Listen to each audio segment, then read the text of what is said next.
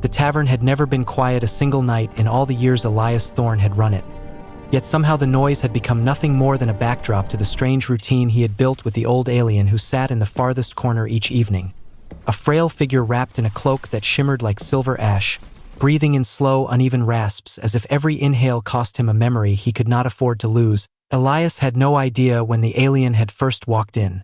Only that one winter evening the door had swung open and a cold gust had pushed the trembling figure inside. The other customers had fallen silent for a heartbeat before muttering resumed. But Elias had watched the aliens shaking hands and knew he couldn't throw him back into the storm. So he had brought a bowl of stew and set it in front of him without saying a word. That was the start of everything, though Elias had not known it then. And every night since the alien returned at the same hour, slow steps, heavy breath, eyes gleaming with a soft blue glow that held exhaustion deeper than age alone could explain.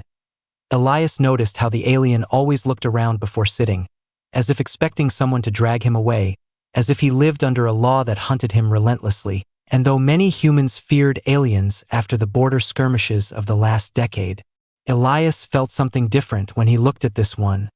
Something almost protective rising in him like instinct. He didn't even know the alien's name for the first few weeks. They barely spoke. Elias would bring stew and the alien would nod. But the way he bowed his head in gratitude was gentle, too gentle for someone who looked scarred beneath the cloak, scars that crisscrossed his hands like lightning frozen in flesh. Elias never asked where they came from. The alien never explained. Yet a bond grew in the quiet ritual of shared presence. On the 12th night, the alien finally whispered, his voice cracking like an old instrument that had forgotten music. "Why do you feed me, human?" Elias had wiped down the counter and shrugged, trying to seem casual though the question struck deeper than he expected. "Because you look like someone who hasn't been treated kindly in a long time."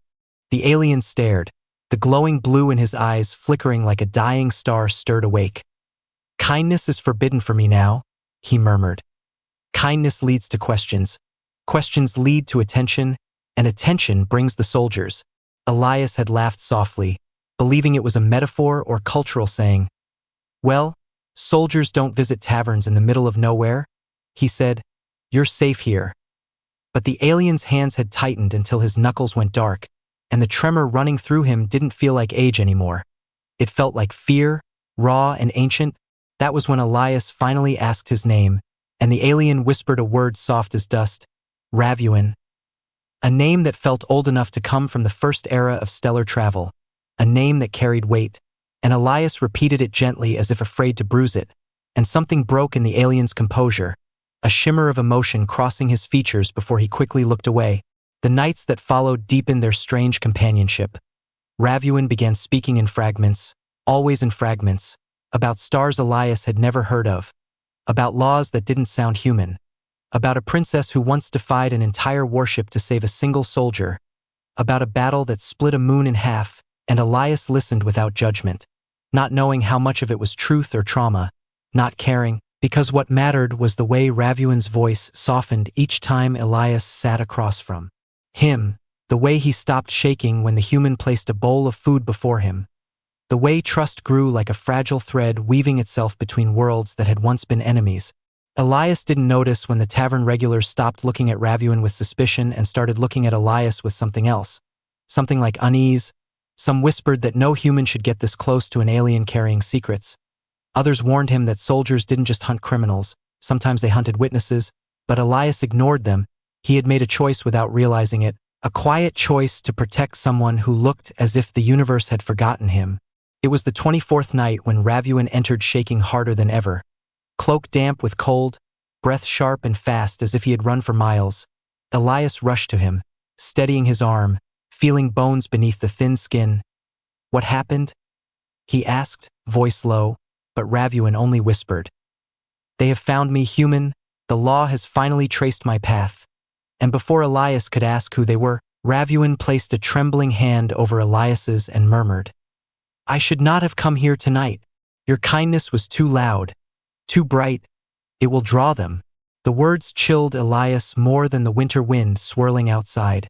He turned toward the windows, toward the road leading up the hill, the night empty and silent, too silent, and Ravuin closed his eyes as if he could already hear the engines approaching.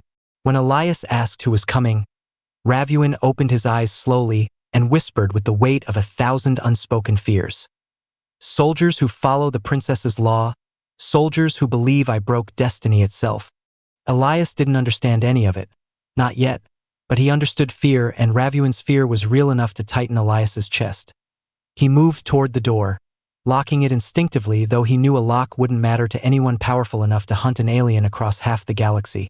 Outside, the wind shifted, carrying with it a low rumble, distant but unmistakable. Engines, heavy engines, approaching the tavern hidden deep in the mountains. Ravuin bowed his head, whispering, "I brought fate to your door, human." But Elias didn't step back, didn't abandon him.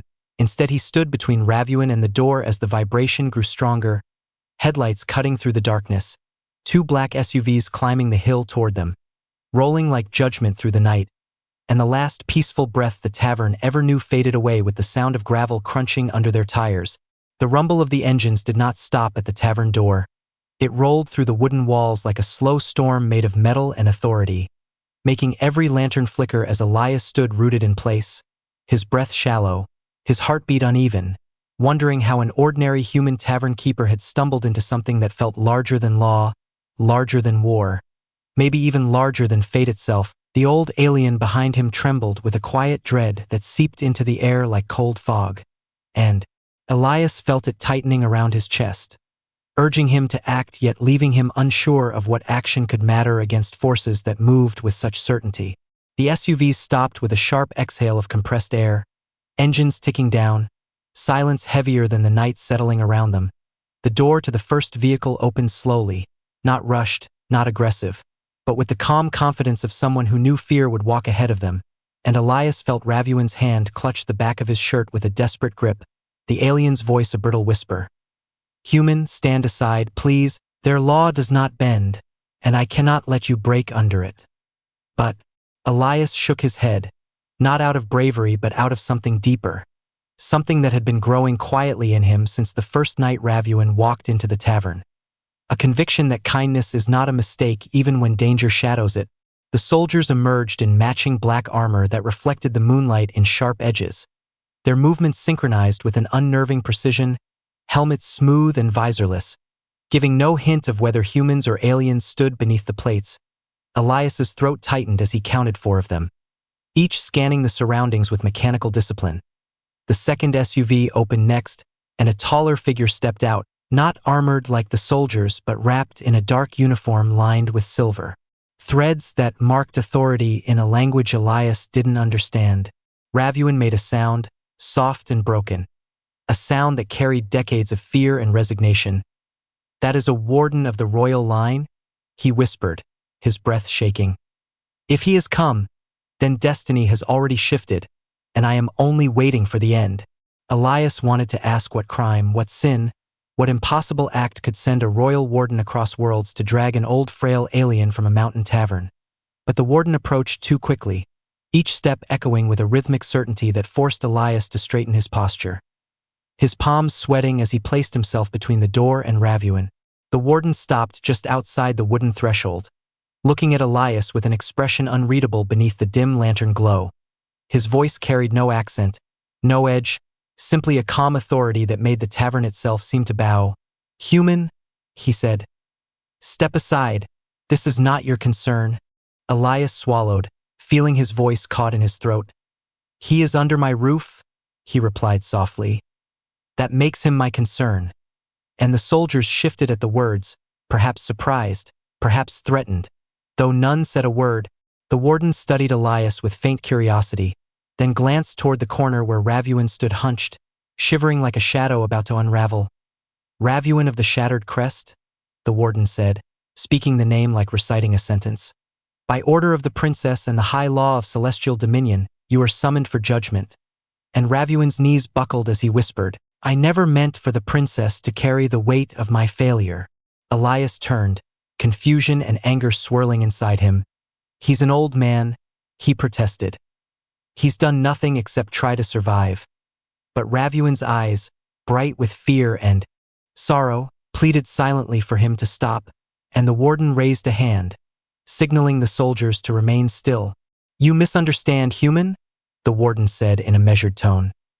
This elder is not hunted for crime, but for knowledge, knowledge tied to a battle that altered destiny, knowledge only he possesses, and knowledge that must be returned to the princess before the galaxy reshapes itself again.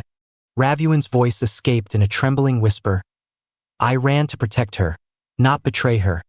And Elias felt the old alien's pain like a physical sting, wondering what connection, what bond, could bind an alien elder to a princess powerful enough to command warships.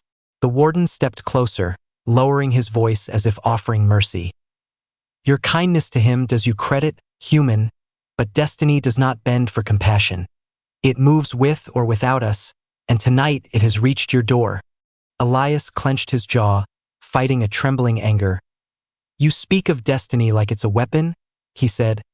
But he came here because he was afraid, because no one else gave him shelter. And for the first time the warden paused. A small shift in posture that suggested Elias's words pierced the armor of certainty. Ravuin stepped forward, pulling back his hood, revealing more of the scars that laced his face like fragmented constellations. His voice fragile yet resolute. Elias, I cannot stay. The princess will suffer if I remain hidden. They will think she protects me against the law, and warships will rise in suspicion. Elias felt a hollow ache at the thought of the old alien leaving, a strange grief for someone he had only known through silence, stories, and trembling gratitude. You're not a burden, he whispered, but Ravuin smiled weakly, placing a trembling hand over Elias's heart. Kindness is never a burden, human, but destiny demands payment, and my presence asks too much of your world.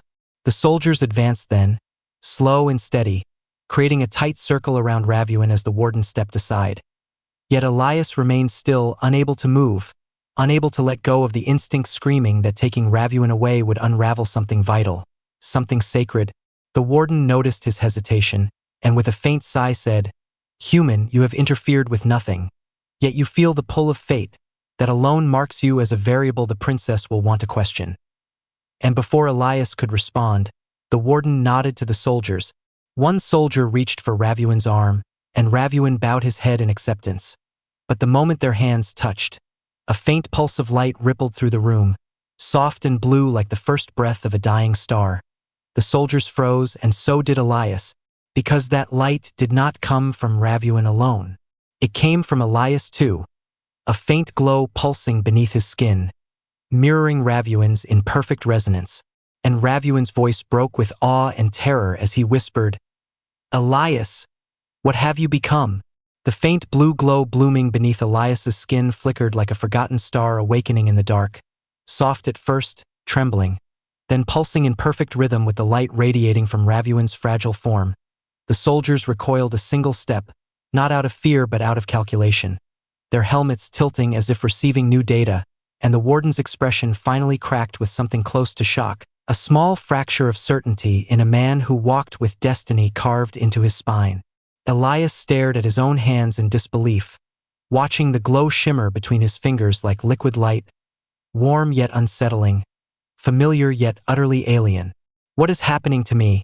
He whispered, voice trembling, but Ravuin stepped forward with trembling legs, his eyes wide with a depth of fear Elias had never seen in him, not even when the soldiers first arrived. This should be impossible, Ravuin breathed. Humans do not resonate with crest-born light. Humans cannot carry the echo of destiny. And Elias felt something cold and electric ripple through him at the word destiny, as if something buried deep inside him stirred awake at its mention.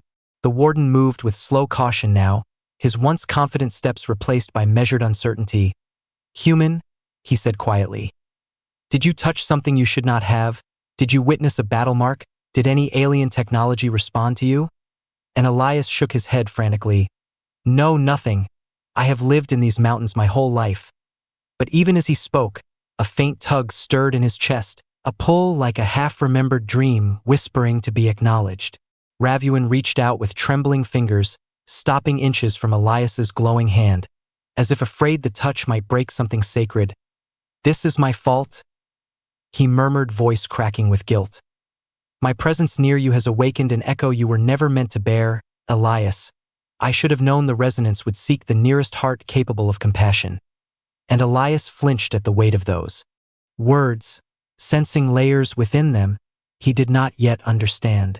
The warden's voice sharpened, regaining authority as he stepped closer.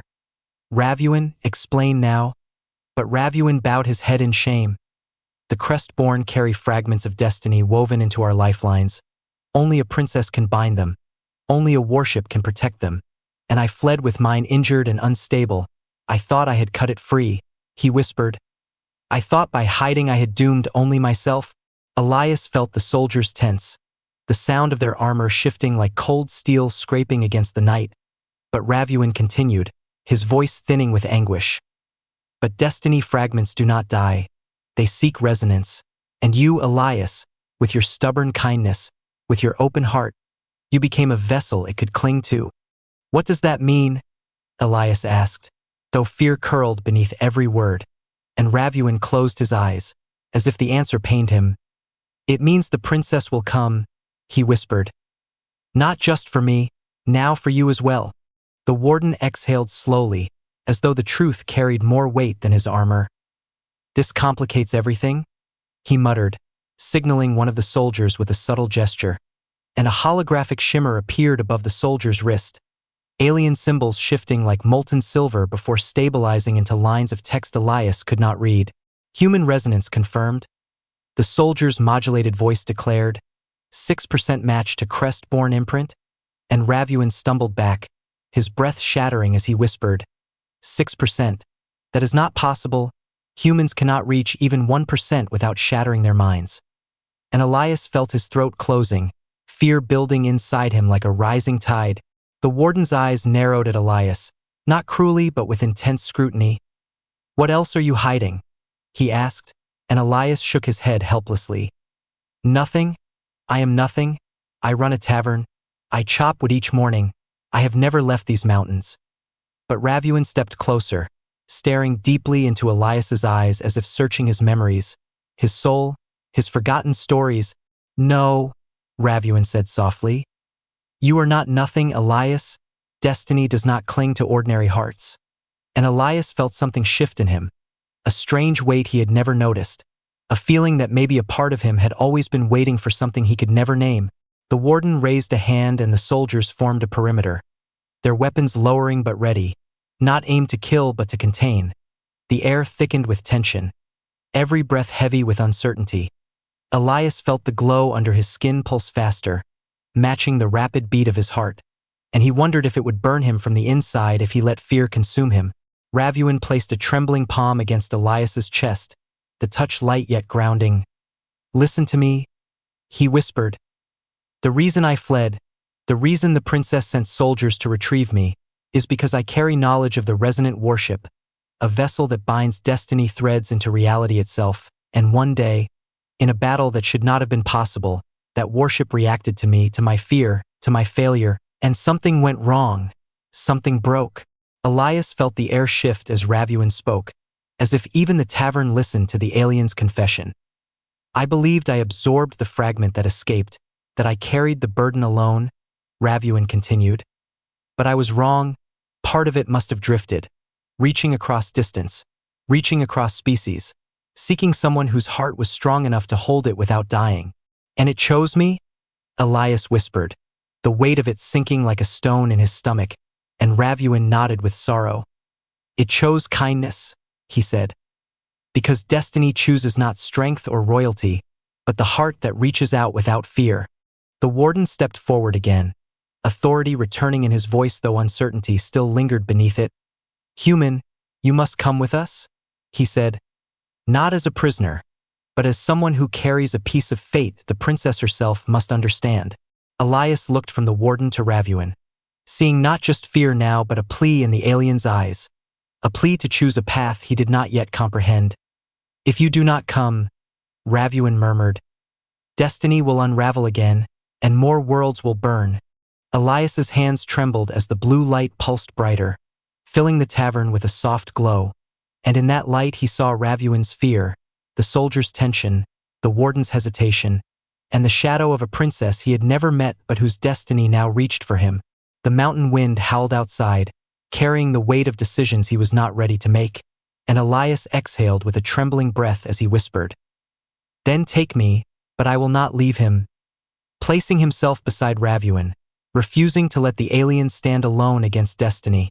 And for the first time the warden bowed his head, ever so slightly, as the blue glow deepened, signaling that the path forward had already begun to shape itself around the human who had chosen compassion over fear, and whose fate was now entwined with a princess and a warship that could bend the laws of the galaxy itself.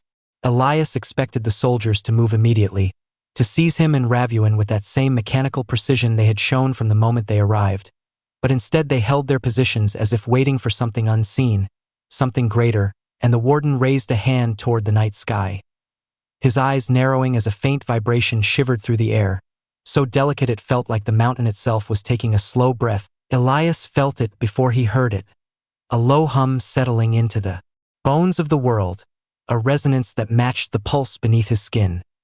The blue glow flickering in response, trembling like a ripple answering a distant call.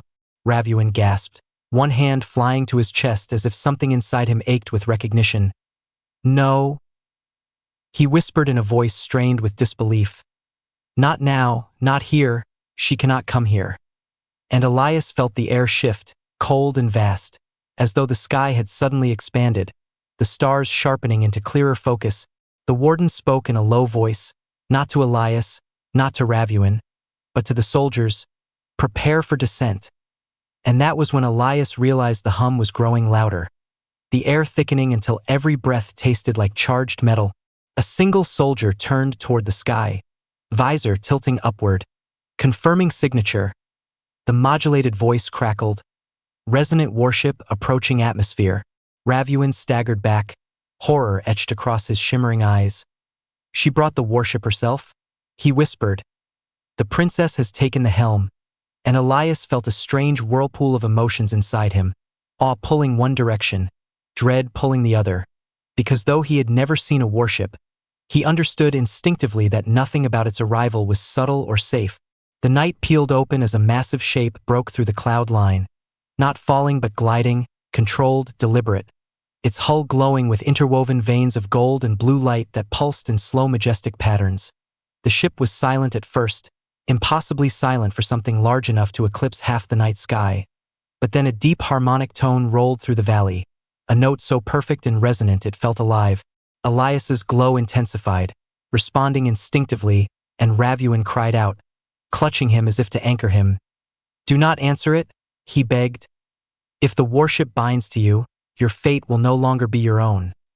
But Elias could not stop it.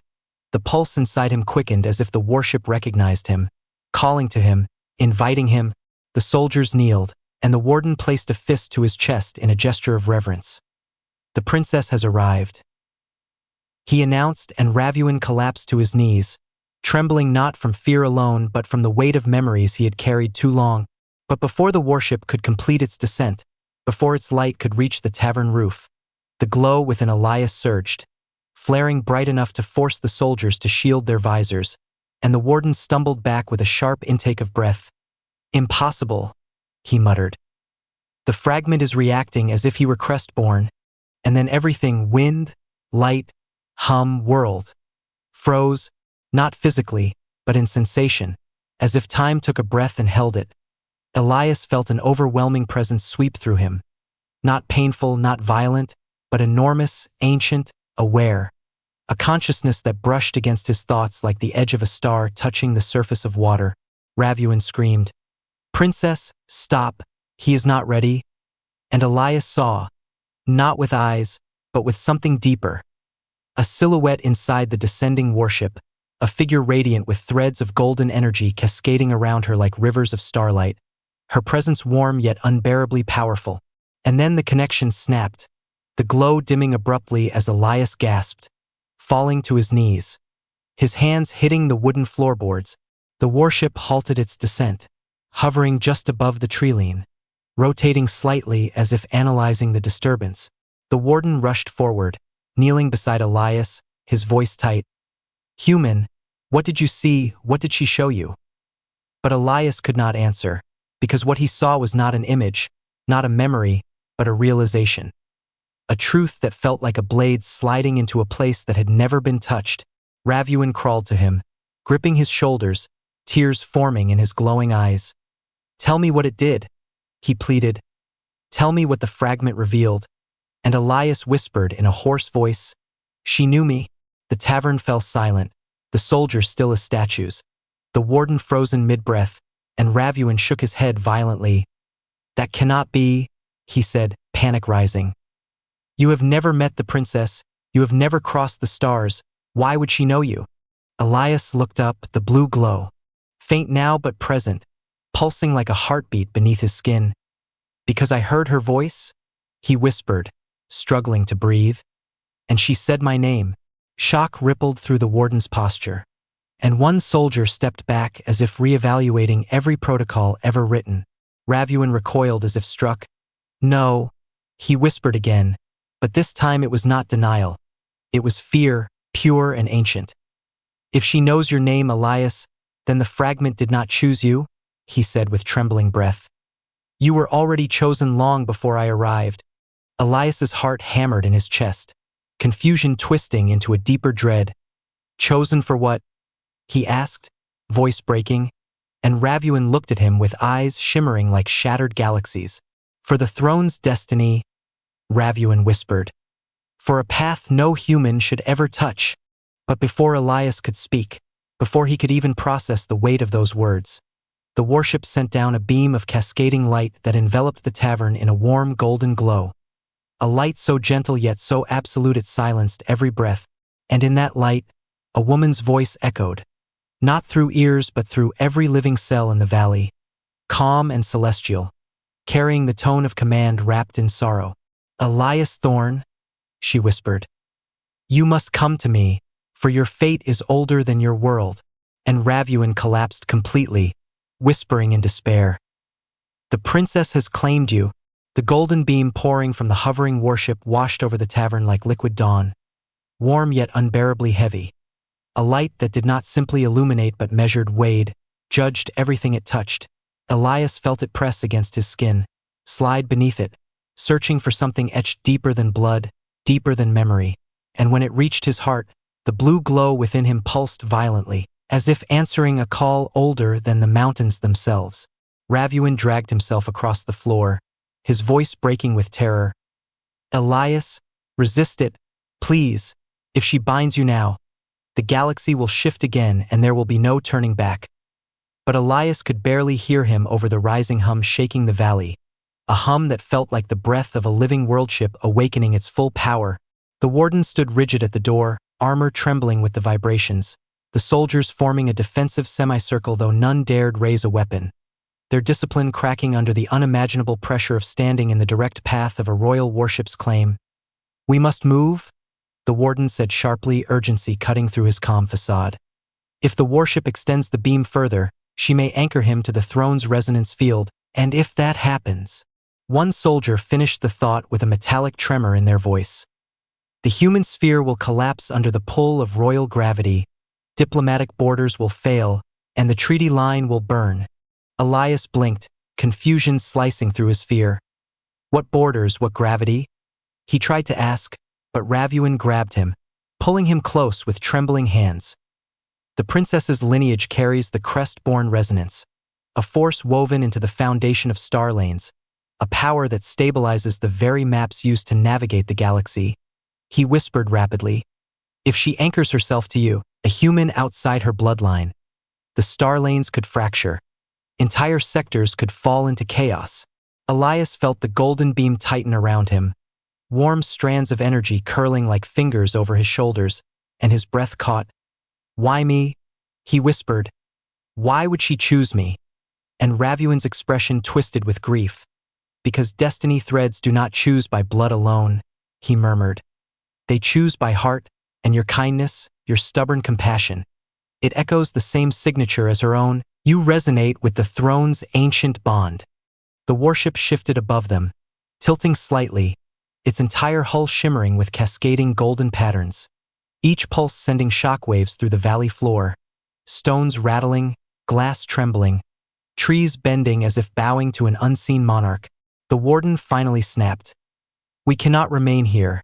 If the princess believes the resonance bond is mutual, she will descend herself, and if she steps onto human soil without sanction, the Galactic Council will interpret it as an act of war. And Elias felt a cold spike of fear shoot through him, realizing that his existence, his simple life, was now a fulcrum upon which entire civilizations balanced. Ravuin clung to him, desperate. Elias, listen to me. You must choose whether to answer her call or sever it. But if you sever it unprepared, the fragment inside you could ignite, the resonance could overload your mind, and the resulting blast could collapse this entire region of space. Elias's voice cracked. How am I supposed to choose something like this? The warship hummed again, deeper now, a tone that resonated with the bones of every living creature for miles. The golden beam brightening as if reacting to Elias's rising fear, and through that blinding light, the princess's voice returned, sorrowful yet commanding. Elias Thorn, do not fear what you are. Come to me and let destiny settle into its rightful shape. The warden flinched. She is speaking through the throne link directly. This is unprecedented. Ravuin shook violently. She does not understand the danger. She has waited so long for the resonance to return that she does not see how unstable it is within you. Elias pressed a hand to his chest where the glow pulsed painfully. It hurts, he whispered. Like something inside me is trying to break free. Ravuin cupped his face, voice trembling. That is the fragment trying to align fully. If it succeeds without guidance, your consciousness will burn out. You will become nothing more than a vessel, a conduit that will reshape star lanes whether you live or die. The soldiers exchanged glances, tension rising as the warship lowered another few meters, trees snapping under the pressure wave, the tavern roof groaning under the force. The warden moved closer, crouching so his eyes met Elias's. Human, the princess's intentions may be noble, but the consequences of a misaligned bond are catastrophic. If you allow her to claim you now, you may doom entire regions of space to collapse. Elias felt the golden light tightening, almost lifting him from the ground. Ravuin gripping him desperately to anchor him. Elias, look at me. Ravuin pleaded. You have a choice, but you must make it now, before the warship links completely. Elias swallowed hard, voice breaking. What happens if I go to her? Ravuin's answer fractured his heart. You will never return to this world, Elias. You will become part of a destiny forged in war, law, and sacrifice. A life not your own. And if I refuse? Elias asked, though the pain in his chest made each word tremble.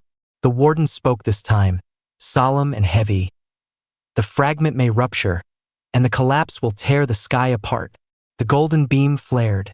The glow inside Elias surged.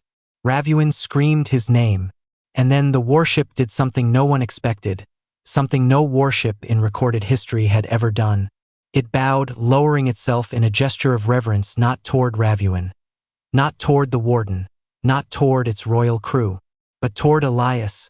The princess's voice echoed once more, filled with emotion that shook even the soldiers.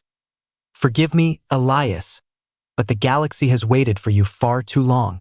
And the beam tightened, pulling him upward as the world around him shattered into chaos and blinding light, as if all of creation were rearranging itself around a single human who never asked for any of this, yet somehow had become the axis upon which fate would turn.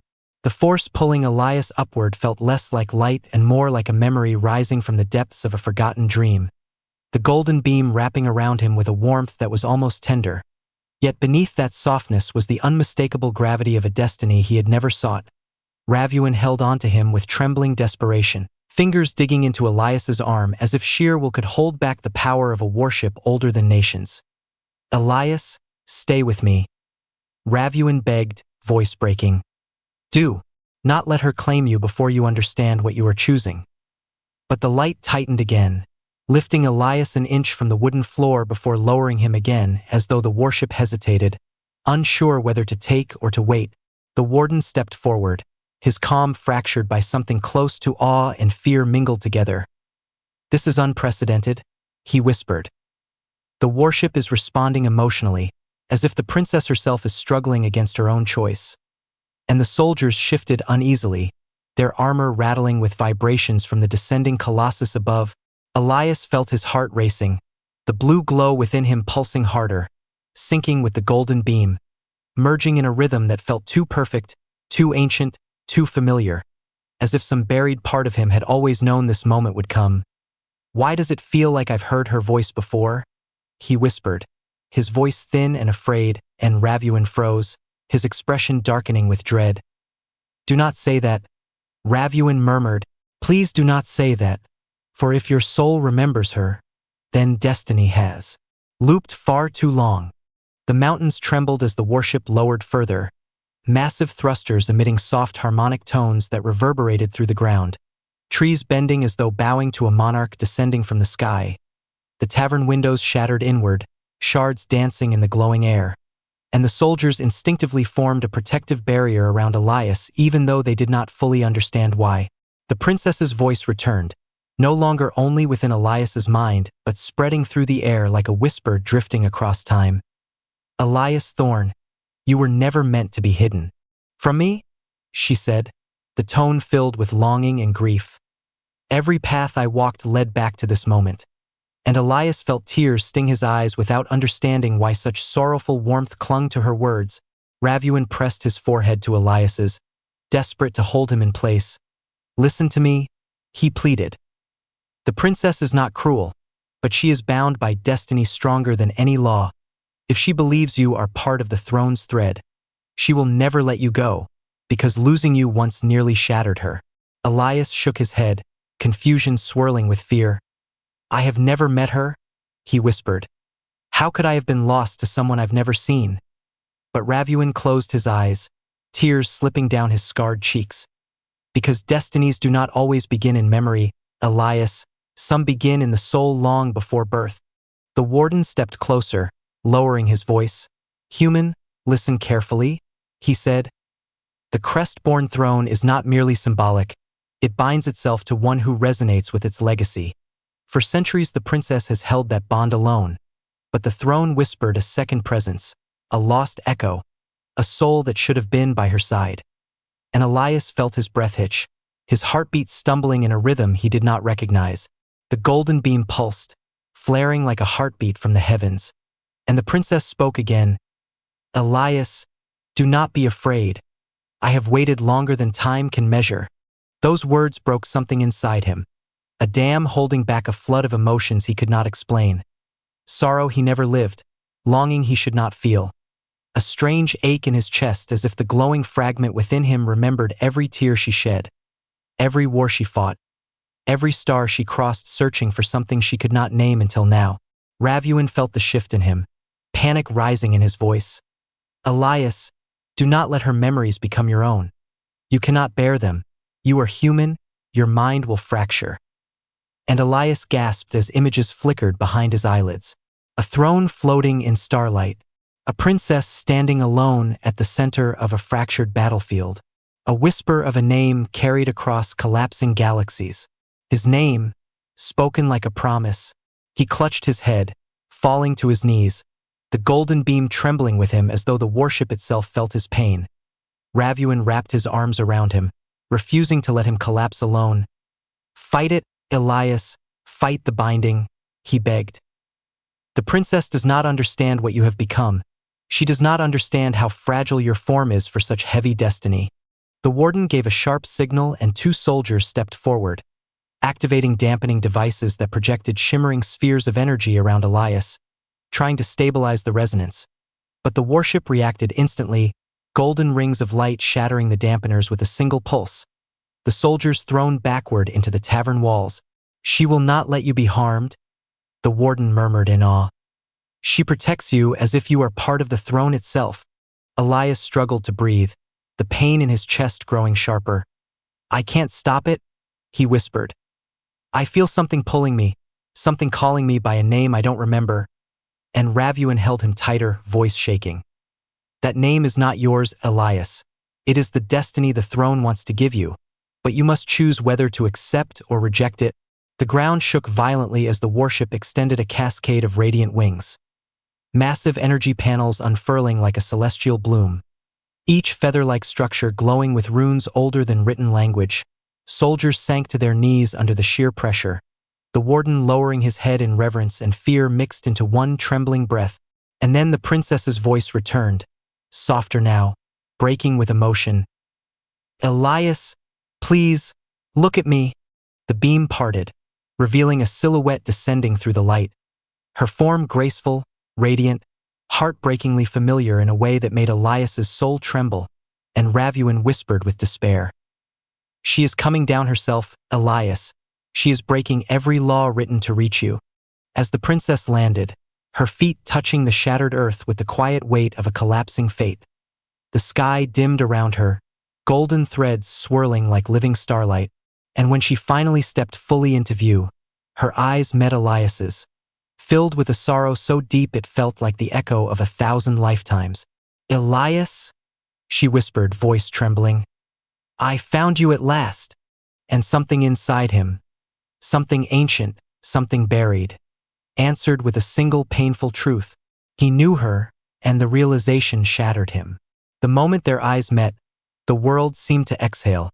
Every trembling leaf, every fragment of shattered glass, every heartbeat in the valley falling into a single quiet rhythm. Elias felt the blue glow inside him settle yet deepen, no longer frantic, no longer confused, but resonating in a slow, aching harmony with the golden light surrounding the princess, as though two halves of a broken melody had finally found each other after lifetimes apart. The princess stepped forward, her steps unhurried, her presence so gentle that even the warship lowered its humming, as if afraid to disturb the fragile truth unfolding between them. Ravuin clutched Elias's arm desperately, whispering through trembling breaths, "Elias, listen to me. You must control your emotions. If you accept the resonance too quickly, it will consume you. It will bind you beyond return." Yet even as he spoke, his voice cracked with sorrow, because he saw something he had tried to prevent, something he feared from the moment Elias first glowed: recognition. Not memory, not knowledge, but recognition so ancient it belonged to destiny itself. The princess paused just a few steps from Elias, her golden aura softening, dimming until only the faint shimmer of her crest remained. She lowered her hand, not in command but in longing, her voice a whisper wrapped in heartbreak.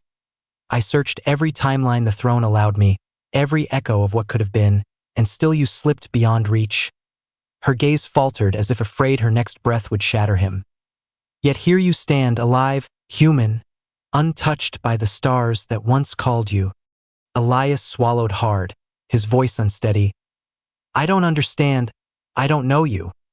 But even as he spoke, something inside him stirred, a warmth beneath his ribs, a pull like the tide responding to the moon. The princess smiled, but the smile trembled with sorrow. "No, your soul remembers me, even if your mind does not," she whispered. "That is the cruelty of destiny. It remembers what we forget." Ravuin stepped between them, bowing deeply, tears sliding down his worn cheeks. "Princess, please, he is not ready.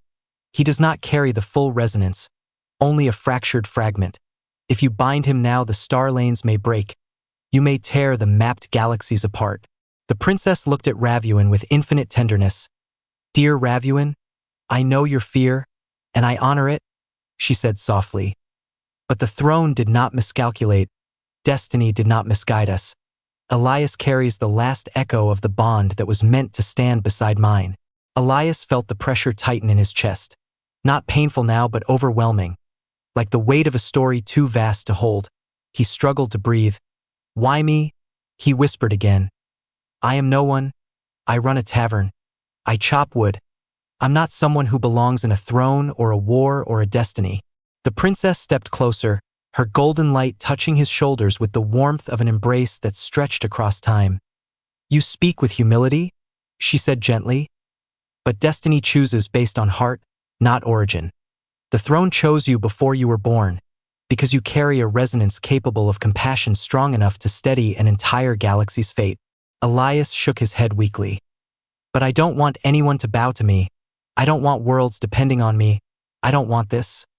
And the princess's expression softened, her voice breaking across the space between them like a plea carried on starlight. "Neither did I." Silence fell, heavy yet tender, the admission settling into Elias like a truth that had waited generations to be spoken. Ravuin stepped beside Elias, placing a hand over his heart. "You have a choice, Elias," he whispered. "For the first time in generations, destiny is offering a choice instead of an order.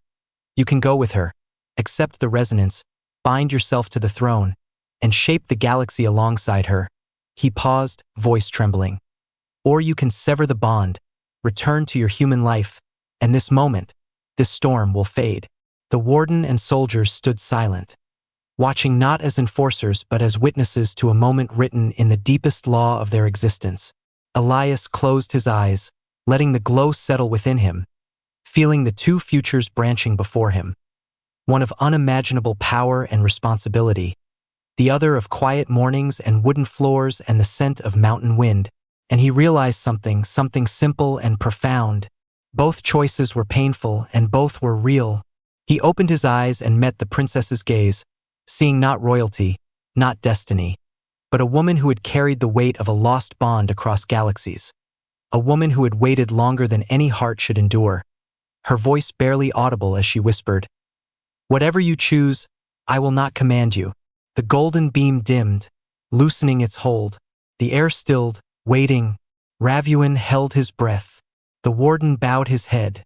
Elias stepped forward, slowly, his hand rising until it hovered just above the princess's palm, the blue and gold lights trembling as if the universe leaned closer to listen. "I will go with you," Elias whispered, his voice soft but certain. "Not because destiny demands it, not because worlds need it," he paused, his heart steady, "but because something in me remembers you, and I cannot turn away from that truth." The princess closed her eyes, a single tear dropping into the light between them, the warship releasing a long resonant hum that rolled across the mountains like dawn breaking through night. Elias placed his hand in hers, and the resonance ignited, blue and gold spiraling upward, binding, weaving, awakening the forgotten bond. The sky split with radiant light, the warship's wings unfurled, the star lanes shimmered in realignment, and the galaxy shifted softly, peacefully, as if finally exhaling a breath held for centuries. Ravuin bowed, tears of relief falling freely. The warden lowered his head to the ground. The soldiers saluted in reverence, and the princess whispered with trembling joy, "Welcome home, Elias." As the beam carried them upward, the tavern shrinking beneath, Elias looked down at the world he had known, then up at the stars that now called him by an ancient name he was only beginning to understand. A destiny reborn, a galaxy healed, and two souls reunited across the fabric of fate. Their journey had only begun, and the universe rippled with newfound hope, glowing softly in blue and gold, guided by the human whose heart had changed the stars.